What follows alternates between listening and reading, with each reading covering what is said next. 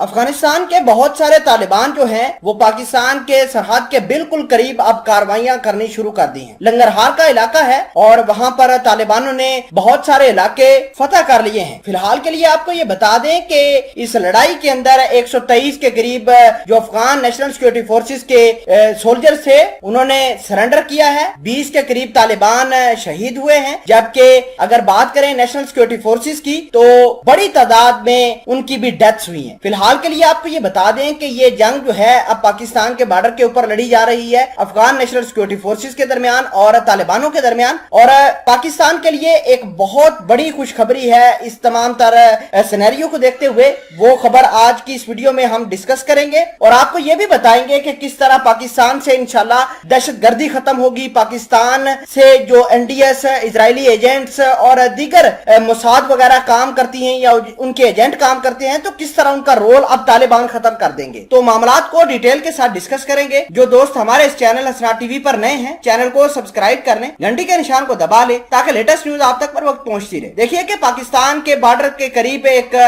तालिबानों का कंट्रोल हो गया है जिसको नंगरहार का इलाका कहते हैं। वहां पर पिछले 40 घंटों के दौरान बड़ी ज्यादा जंग हुई है, बड़ी भीषण जंग हुई है, जिसके नतीजे में 123 के करीब अफगान नेशनल सिक्योरिटी फोर्सेस को जंगी कैदी भी बना लिया है। उन्होंने अफगान तालिबानों के सामने सरेंडर किया है। तालिबानों ने ये ऑफर की है कि जो भी अफगान नेशनल सिक्योरिटी फोर्सेस के सोल्जर्स हैं हमारे सामने हथियार डालते हैं तो हम उनको सीने से लगाएंगे। और आपको ये भी बता दें कि अब तालिबानों का जो अगला प्लान है वो जलालाबाद की तरफ है। जलालाबाद में अमेरिका की कुछ ठिकाने हैं, वहां पर कब्जा करने का प्लान रखते हैं। आपको ये भी बता दें कि बहुत सारे जो टेररिस्ट आउटफिट्स हैं जैसे कि भारत की राह हो गई, मोसाद हो गया, इसके अलावा अफगानिस्तान की एनडीएस होगी, तो वो पाकिस्तान के बिल्कुल बॉर्डर के इलाकों में काम करती थी और बड़ी आसानी से वो पाकिस्तान के अंदर दाखिल होकर पाकिस्तान का अमन तबाह करती। अब जो तालिबानों ने बॉर्डर के इलाकों पर कार्रवाइयां करनी शुरू कर दी हैं तो वैसे वैसे ये मोसाद, एनडीएस और भारत की राह का रोल खत्म हो जाएगा। और पाकिस्तान के लिए खुशखबरी ये है कि जैसे जैसे ये मामलात बढ़ेंगे तो पाकिस्तान के अंदर दहशतगर्दी खत्म होगी। देखिए कि आईएस, इसके अलावा